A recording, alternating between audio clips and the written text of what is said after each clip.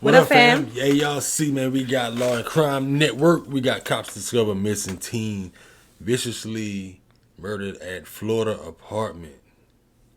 And this is viciously. Y'all already know what to do. Snack up, man. If y'all new, make sure y'all hit the subscribe button, leave a comment down below. And let's get into the video. Let's get it, man. It's about to be crazy. Do you know how much investigation I watch? Do you know how much true crime I watch? You can't get away with nothing. There's Jesus. There's cameras everywhere.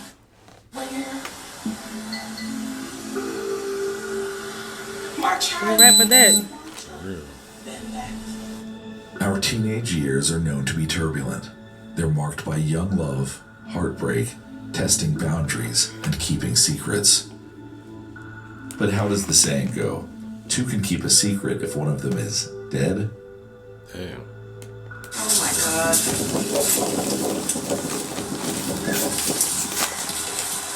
Dang, really step back.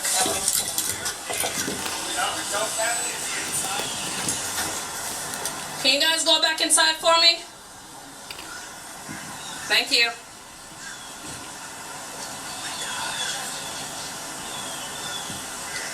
Alright, are you live? Alright, I'm off right now. And one of them is dead, it appears. It's just too early to identify exactly who. Please, just give us a few minutes and we'll come in and talk to you. Just go back inside. Can you go back inside, please? Just do as I ask, please. In a few minutes, an officer will come talk to you. Go back inside.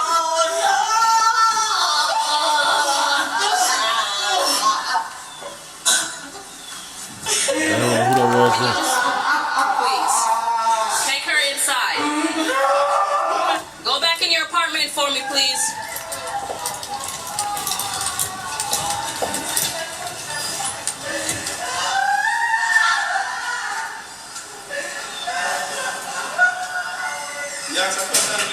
Listen, I can't answer anything right now. I just need you to go inside the apartment and stay there till I can get somebody to come and speak to you, please.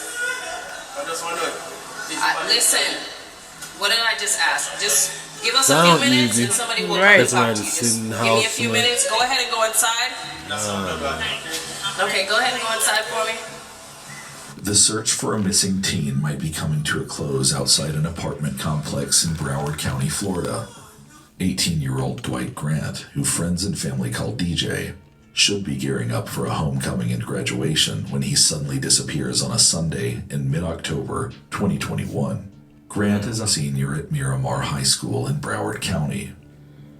And while a bad case of senioritis isn't all that uncommon among students in his class, when he doesn't return home and misses school the next morning, that's when alarm bells ring. I have anxiety and depression, so like He has anxiety? No, I have Okay, so he will check on you. Do you know the girl that he's talking to or trying to talk to? No, No, does he have a girlfriend? not to my knowledge, no. No? Okay. All right. So you haven't seen him or... What's up, man? No, everything good? Okay. All right. Okay. Thank you very much. Okay, so you haven't spoken to him since... Is this his behavior? Like, does he do it? He's a good kid? He's a good kid. He doesn't drink. He doesn't smoke. He goes out. He doesn't plan. He goes out with his friends. He calls literally all the time for us to know, like, what's up, how do you are. Okay. All right. In the morning, at night, Okay. The same thing with these kids. Have they seen him? Let me speak to them really quick. Grant's friends say he's a gamer. He doesn't run around town getting into trouble. He doesn't drink or smoke, and he certainly doesn't disappear. His friends, along with Grant's family, spend Monday handing out flyers and searching for him on foot. By Tuesday, police are canvassing the area near Sherman Circle North, a Miramar neighborhood residents describe as peaceful. Or it used to be peaceful, until around 2 p.m. on Tuesday, October 19th, when they find something in the bushes. It's a body, and not just any body, but a body belonging to a young man. Young enough to be a Miramar High School student? Police aren't quite sure. What they can say almost for certain is that Broward County is about to investigate a shocking homicide. Police find the body hidden in some bushes outside the apartment complex where Grant lives. The victim's body might have been easy to miss, that is, if it weren't for the blood-stained sidewalk leading investigators right to him. There are 4 detectives on scene. They convene around the body and engineer a report containing what they know so far. A young man was killed. His body was discarded in the apartment complex's landscaping, and he had suffered what appears to be 2 stab wounds. Damn. One to the neck and one to the chest. And when they look closely, they notice something else. The unknown victim is a perfect match for the description Grant's family gave police. But it's too soon to make an identification. For now, police block off the area surrounding the body and begin processing the scene for evidence. Aquí abajo, sí. Ahí abajo del stairwell que está ahí había mucha sangre, inclusive probablemente están tratando de limpiarlo. Hay una cámara aquí, hay 2 cámaras aquí, y hay una cámara en esa esquina donde lo tiraron. Sunday. On Sunday, he went missing Sunday. So go around in the middle, go up to the 2nd floor, and put it across. So there's no one goes down the stairwell. Okay. That way. So we got that and that. Crime scene tape, crime scene log. Let me get that started. Whoever, if somebody pulls the video from the place, I already have Where's your car at? right here. Okay, I so just need to see who was there doing it because they're probably the office. Back at Miramar Police Headquarters, tipsters are already starting to show up in the lobby and offer information. One woman wants to share what you might consider borrowed evidence, her teenage niece's group chat. Can you just give me a brief rundown? I'm so sorry. Of what's going on? Yeah, because I know I You know, I'm seeing on the news that they found a body over by Sherman Circle, and they keep showing the picture of the kid that goes to Miramar High, saying they can't guarantee that it's him, basically, blah, blah, blah. Okay. But on my niece's phone, all the texts are coming through that her friends, there's people from school there, and they know it's him. Okay. I don't know that, I don't know unless... No, I Just understand. assuming that it's him because of what... Did he speak to a detective or anything like that? No, I haven't spoken to anybody. I just came here because my niece was telling me that she had got these texts from this girl yesterday from the modeling, and she said it was the most traumatizing day of her life when she seen him yesterday, which would have been Sunday. Yeah. So in my mind, 1 and 1, I'm not saying she did anything, but I'm not saying I can't come here and not show you either because she keeps saying tells everybody in the how many people she's killed and she's gonna get what she... I mean, it could be just to be, What? the cool or to be tough. But Well, you never it's know. like, you And don't the same know. thing, I don't want the text messages here, I don't want them to just- show my niece's, I don't want I her, don't want, Like, I don't want her her to name. associate Right. with... Okay. right, so it needs to be kind of, if you, No, I understand. please, if you can just write on there not to put her name and address and stuff, just in case this girl really is who she says she You're is. fine. You're fine. No, I She's a senior understand. and I want her niece to make it out of school. I understand. You guys are good. All right, And anything else? This is my area. I mean, you got more things you want to turn in, I'll be here. All right, I'm here until 1. yeah, that's just the word that you put there, it's just, just they say, you odd. say something or see something, say it, and it just doesn't sit right with No, me, so I I gotta come understand. and... No, I completely understand. Anytime of these, okay? Thank you so much. Always have a good day. The pieces are all fitting together for investigators. Now they have a crime scene and a possible confession written in text between classmates. By the next day, Wednesday, police confidently say they can ID the body. It was him, the missing Miramar High School student, DJ Grant. But who killed him and why? The group chat the tipster shared with police might have been written off by some as immature gossip or an adolescent attempt to seem tough, but to investigators, it's as good as gold. Text messages reveal the names of 3 persons of interest in the case. 17-year-old Andre Dexter Clements, 16-year-old Jaslyn Smith, and 17-year-old Christy Parisian. Investigators waste no time in tracking them down. Miramar Police Department. Miramar Police Department. How you doing, ma'am? I'm waiting for my sister to go over there. What happened? Are you the only one here? Christy? Is Christy here? No. Are you Christy? No, that's my daughter. No, I'm saying, is anybody else in the house? No. Okay. Do you mind talking to us outside for a minute? Huh? Do you mind talking to us? I'm Detective Woods here. Hello. Hi, how you doing? I'm good, thank you. Good. I heard the message. I was at work. I don't have why. I'm waiting for my sister to go over there. I got the message. You got the come over and What sent? I speak to you later. Nothing wrong? So, right now there's an investigation, and I guess it's your daughter. That's my daughter. Your daughter, her name came up. So, what we're gonna have to do is we're gonna have to keep you out of the house for now. Me? Yes. Nothing has to do with you personally, but we have to keep everybody out of the apartment. So, if there's anybody else in there that's in there, My baby sister, she's at work. What now? but nobody else is inside. No, only You for got boys. sure you're okay. There's nobody else inside right now? No. Okay. So we have detectives that are going to get a search warrant. Okay. So right now, we're just going to make sure nobody's inside, and then we're going to close the door. And then we're going to wait for the warrant to get here. And When then I come back. When I come back. No. as soon as they're done, the search warrant done. Today? No. No, not today. Even though Christy's mom is not under arrest and police do not have a warrant, they prohibit her from going inside her apartment to grab her phone. Can I take my phone to call my sister? Is it okay? Take my phone? My phone is right there. Can I call her? Because I'm looking on her to Well, right now at this point, we already gave you, notice that nobody can go back inside. Oh, no. take my phone from me. This is right there by the window. This is my phone right there. We really got to follow protocol on this one. Oh my God. That's my phone. The Christy gave me the message. Christy's mom stands outside with police as they wait for another member of law enforcement to arrive with a warrant. She's patient and polite. She even allows one officer to listen to a voice message her daughter left earlier that day.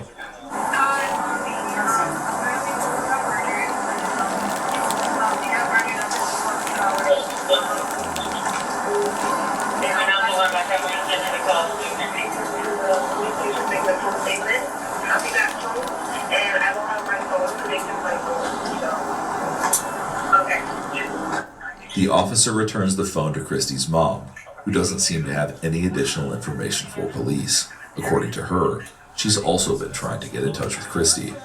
So are you going to be around here? Are you sticking around here? Or are you leaving? Leaving where? You're not going anywhere, right? No, I was going to the police station. No, I mean right now. I'm looking for my sister to go to the police station because my sister drives. Okay. Well, don't go too far because when we're done, we're going to need you here. No, I'm just going to the police station, that's it, to see what happens, that's all. To see what happens, that's it. I'm not going nowhere because I don't know where to go. I mean, honestly, you go to the police station, they're not going to tell you anything. How old is your daughter? What she not what now? How old is she? She's 17. Oh, she's a juvenile. I mean, you can do what you want. I just don't want you to go too far.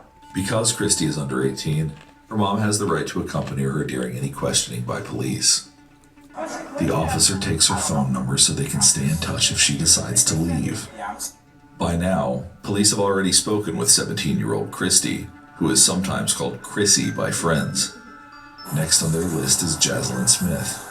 They track her down and speak with her outside her family's apartment at about 11 p.m. that night. Jaslyn, did you hurt this person? No, I don't hit you or anything. I was just going to push him and make sure he stayed in the corner. I'm sorry, I didn't hear it. I was just told to push him and make sure he stayed in the corner. Which is what we figured after seeing that, you're kid. So I need honesty from you. I've been 100% honest with you. I know. 100%. I know, but I need to know, like, does this implicate my child in this action of what happened? I don't know exactly what happened. You're telling me that you were told to do something? I don't know what you did. I don't know what you didn't do. She said that she was told to keep him in a corner. Andre. Okay. What's going on? Right. Andre told me that somebody had pissed him off, or somebody was messing with somebody else's girl or something. It had to do with some type of chick. And that he was upset and that he needed some backup for his fight. Backup for his fight. I want to make sure that you both understand, because I've said this already to you in the past, that you guys don't have to stay here. You do not have to talk to me. Are you going to arrest my child? No, I'm not going to arrest your child. I'm not. But I want to make sure that you understand that, because she is 16. I'm being completely honest with you. I want to hear what she has to say, but I wanted to reiterate, because I said it to you and she wasn't here. That's all. Okay? Do you understand? Do you understand what I'm saying? I understand what you're saying, but I don't want to go to some police station and leave without my daughter. I'm just saying, you don't have to, we have to hold this house, but you guys don't have to stay here. That's all I'm saying. Detectives are still building their case, so they aren't making an official arrest quite yet. But Smith seems ready to talk, and her mom doesn't object, so the police let her share her version of what happened. He told me to dress up in all black and follow him. Andre? You gonna listen to that? He just said, do this for me. Just help me out with a fight. We're fine. We walked all the way there and walked up the stairway. And Chrissy was there. Chrissy had seduced him, from what I know. I was trying to just pretend and forget that it didn't happen. I already knew that something like this was going to happen. I already knew the cops were going to show up sooner or later. And I already started preparing myself for the worst, Ma. What do you mean by preparing yourself for the worst? If they send me away, Ma. You ain't even seen us that time, man. What was you out there doing? Just following up peer pressure and stuff like that. You know how kids are nowadays. Following the peer pressure. Your Following up friends trying with to peer act hard, pressure. act tough. To act tough, yep. That's how they say, come on and help me out with a fight. If it's just a one-on-one, why you need help? Scared? Man, Boy, that's crazy. You ruin your life. Because by everything I've already said, I'm an accomplice. And I know this, because I'm sorry. Come here. I can't. Come here.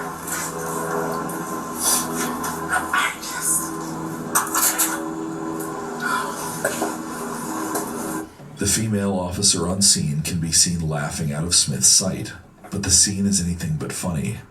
One teenager has been killed, and another has confessed to her what's she involvement laughing in the for? That was crime. funny. Smith has also given investigators a motive, and the name of the mastermind behind it all. 17-year-old Andre Clements. It's a serious matter.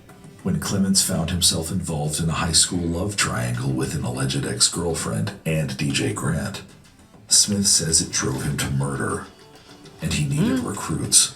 So I'd like for you to kind of tell me step by step on how everything occurred. You know, from how it all started, how you even got notified or whatever, and then moving forward from there. Okay? And just take your time with it, step by step as best as you can. Yeah. I might have questions for you here and there. If I interrupt you, I'm not trying to be rude. I'm sorry. I just want to make sure, I get certain details here and there, okay? But yeah, go ahead. You can just start. Before Sunday, before he came over. Who's he? Andre. Andre's from school also? Yes. Do you know his last name? Clements. Clements? C-L-E-M-M-E-T-S. M-M-E-T-S? Okay. Is he, what grade is he in? He's a senior. A senior. Okay. Alright, so you were saying? Before he ever came over, he told me on Friday, I believe it was Friday, that he had a situation that he needed to deal with, and he was wondering if I could help him out with a fight. Me knowing that I used to fight in elementary and used to be a bad kid-ish outside of school, I had agreed because he's a good friend of mine and I can suggest a fight. Okay. So on to Sunday, he had said he was going to be coming over at around 6. He came over at least 6:45, close to 7 o'clock. Okay. And he had proceeded to tell me the whole scenario of, we're gonna get dressed in all black. You're gonna wear clothes that you don't care about. You're gonna wear gloves, you're gonna wear do-rag. I know the whole layout of the building and everything that we need to do this. Get dressed, just wait, and then we'll go. Okay. We had gotten dressed, we had prepared. My mom had gotten home. We had told her that we were going to go on a walk.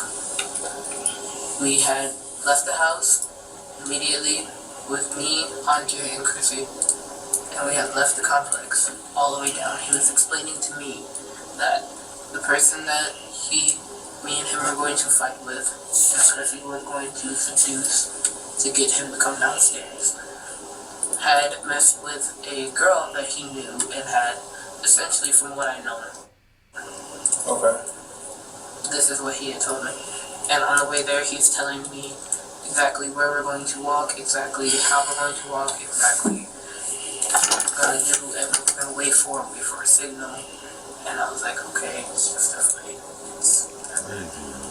We had walked up the stairs. We had walked through the front gates of the complex.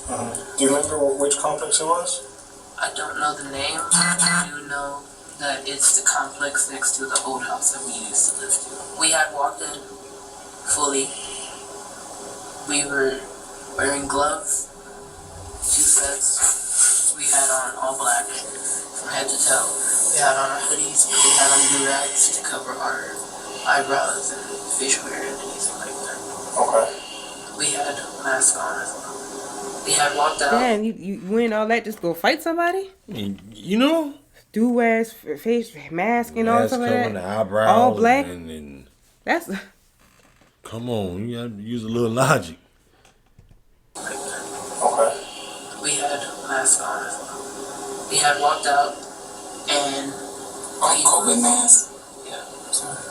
We had walked out and we were immediately when we got in there, we had walked over to where the stairwell was, while he was telling me to move this way to avoid a camera and to avoid being seen.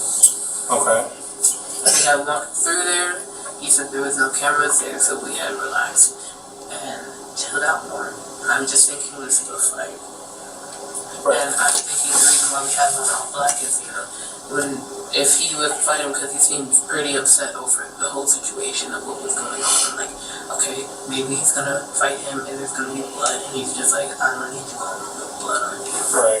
Being seen or just like seeing anything like that. So we had walked up the stairs while Chrissy stayed down the stairs and made a call or a text saying that she was here. Me and him were upstairs. He's just talking to me. We're relaxed. We're chill.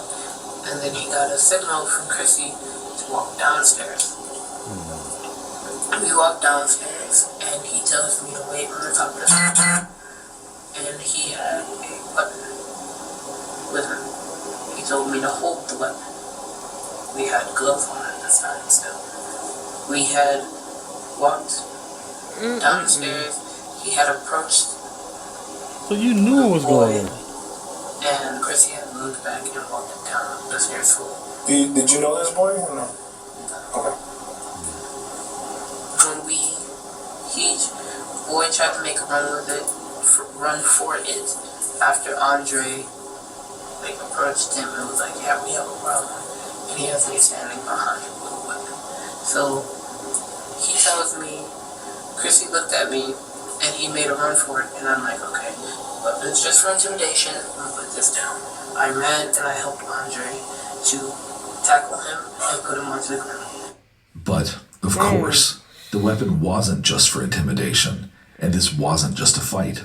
This was a murder plot being acted out in broad daylight by a love-scorned teenager and 2 girls who agreed to go along for the ride.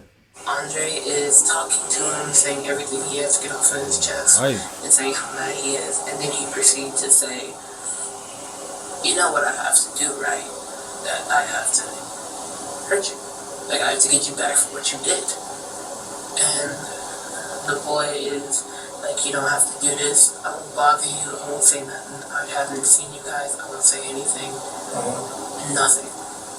And I'm just thinking, okay, Andre's probably going to hit him or punch him. And then everything else is just, he's just going to get into a fight. We're going to, like, Andre asked for the weapon after explaining to him that he was going to kill the other boy.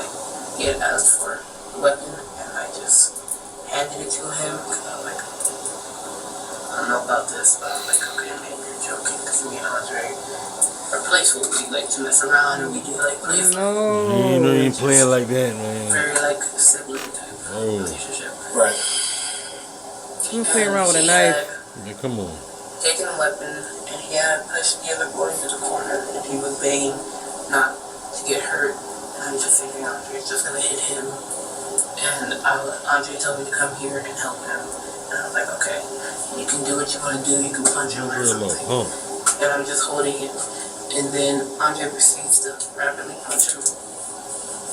And then after a while, Chrissy said, there's a lot of cars here, there's a lot of people watching, there's kids out, you need to hurry up. So like, Andre, do what you gotta do, just hurry up, we gotta go. He proceeded to take out a small weapon and attempt to stab him. I'm sorry? Attempt to stab him. Okay. And he was failing, and I was just like, okay, I can see it because I'm holding his legs. So I'm in a position where I'm holding both of his legs and I'm wrapped around his under torso, and I just feel poking right here. And I'm wondering what that is. And the other boy, he has the weapon just like waving it, just like trying to not get harmed. And then he had another smaller weapon, and he took that out, and he stabbed him right here. Where's right here? On the neck, like back side of the neck? Like side. On the right side?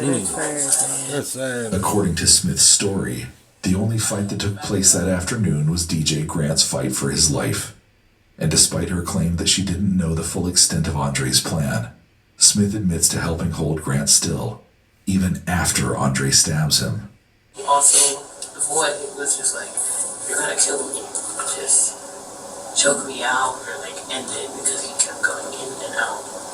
He's like, choke me out and then Yeah. Damn. and Andre stabbed him again. And he had told me and Chrissy, he had told me to get Chrissy and get cleaning supplies. And at this time, the gloves that we were having on, wearing for ripping and torn. And I was getting nervous, and I was getting scared. And I wasn't showing any of it because I'm just like, if I show this, they're gonna know that I'm like I can't do this, and I'm like freaking out. So like, that's just how fast you can get yourself in something, bro. That's how fast your friends. Your so-called Your friends. so-called friends. Cause that sure wasn't a friend right there. That ain't no real friend. That's not a real friend. That boy had that stuff orchestrated, like already planned out. He had the apartment complex mapped out. He know what Love, man. everything. Tell a girl to seduce him to come downstairs, and the whole that's just sad. And but these kids nowadays, you gotta know who your friends are. Yeah. You really do gotta know who your friends are, cause that's how fast your life can change, just like that. Same for adults. Same for adults with your friends. But it's mostly for the kids, cause you know sometimes the kids, man. Yeah, it's crazy. Like I can't do this, and I'm like freaking out. So I'm like, I'll do what you say. I didn't tell them this, but I'm like, I'll do what you say. It is what it is, and whatever happens, happens. It is what it is. Smith's demeanor feels cold for someone who supposedly didn't expect the altercation to go down this way. Right. But then, once the story of Grant's death is told, Smith seems to slip up and reveal something to officers that contradicts her original story. So I had helped Andre move him a certain direction under the cameras, under the one camera that we saw.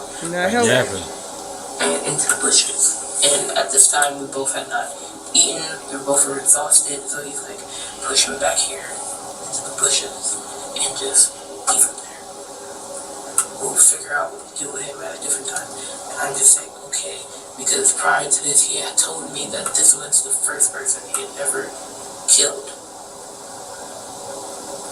Prior to the told that?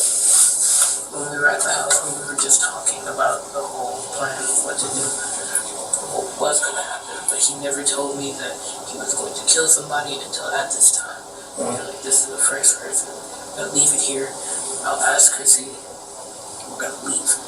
Clements had spoken to Smith about killing. I don't know. You scared of him? Right.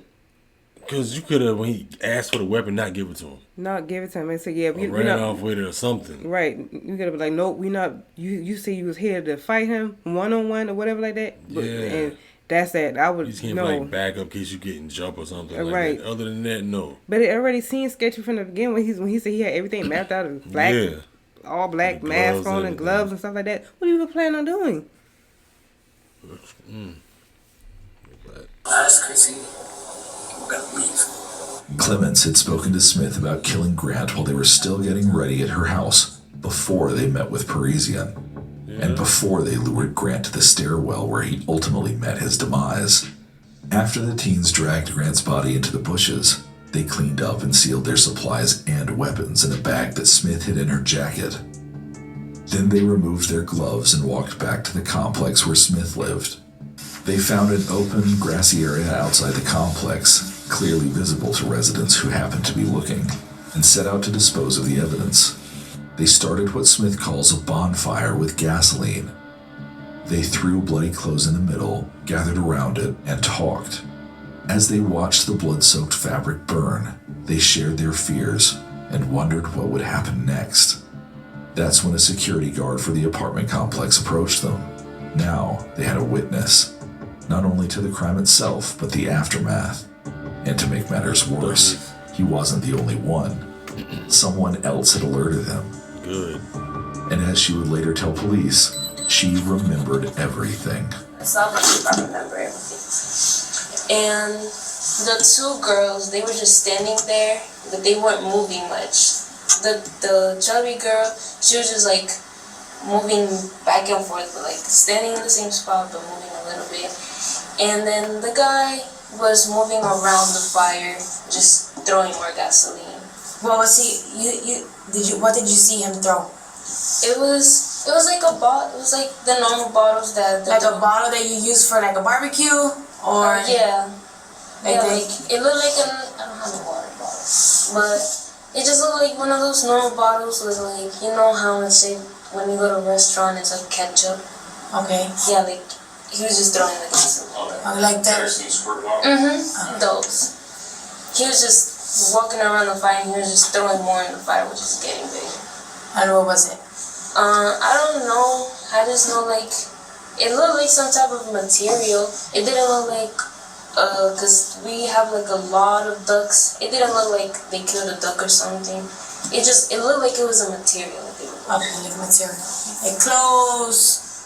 Something of material type. Okay. And did you recognize any of them? No, cause it was pretty far, but seeing them on the news, their faces. That's when you can like. You remember that they were the same ones that you saw that night. Yes. Okay, and then when you saw that fire happening, what did you decide to do after that?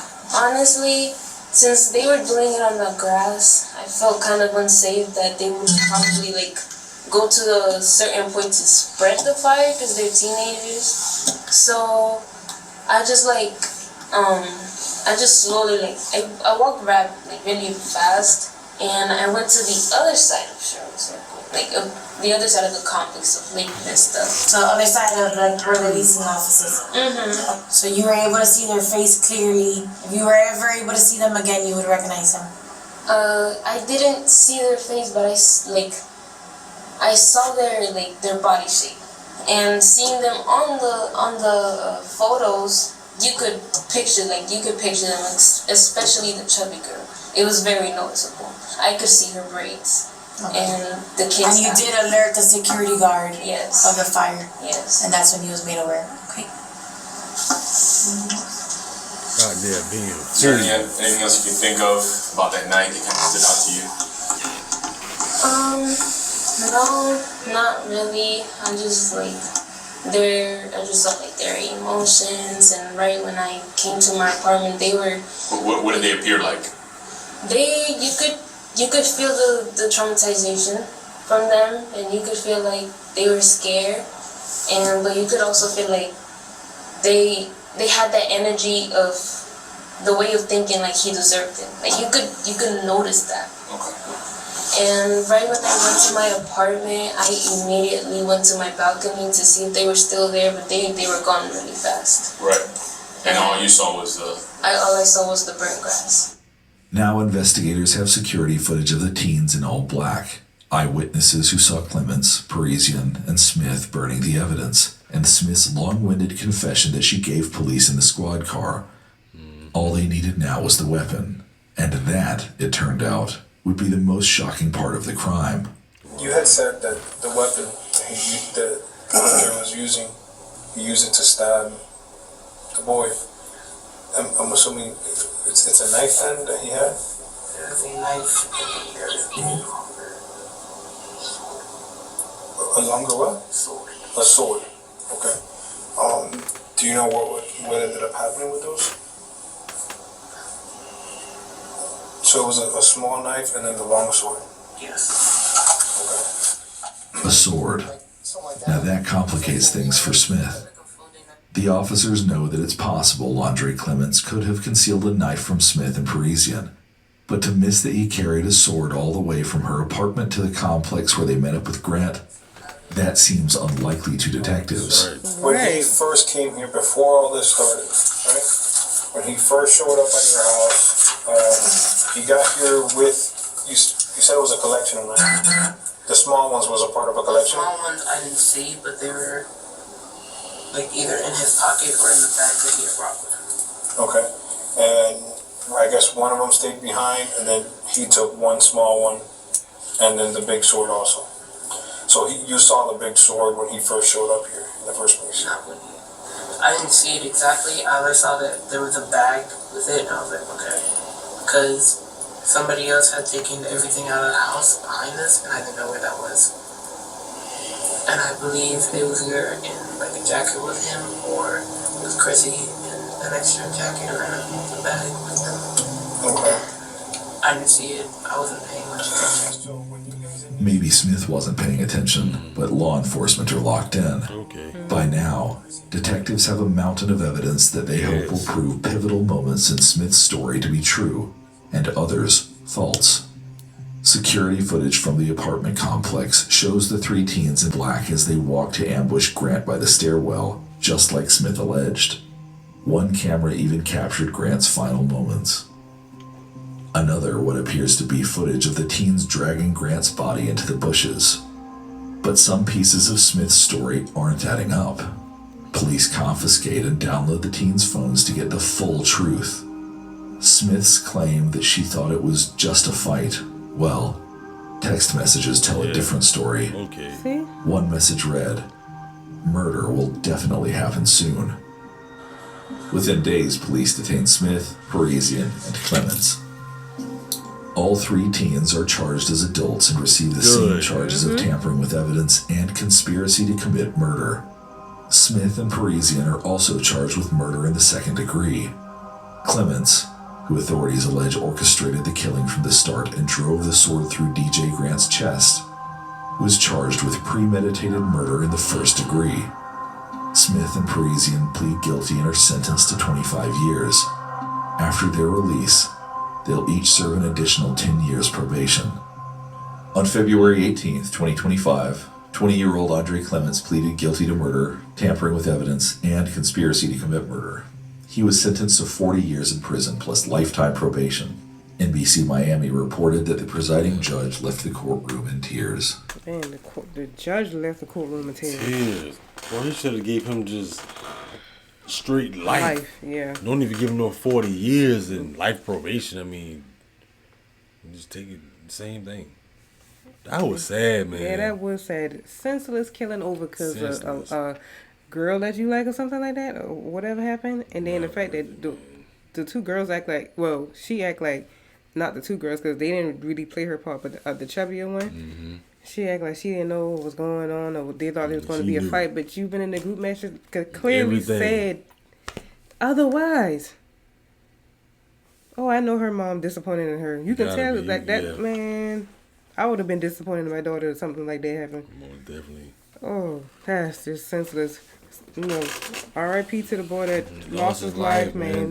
Over something that bright future. Senseless, man. Yeah. Only thing he like to do is play his game, and he was set to graduate too. Mm-hmm. That's. Man. For his family. Gotta do better. Yeah, we gotta do better. Yeah.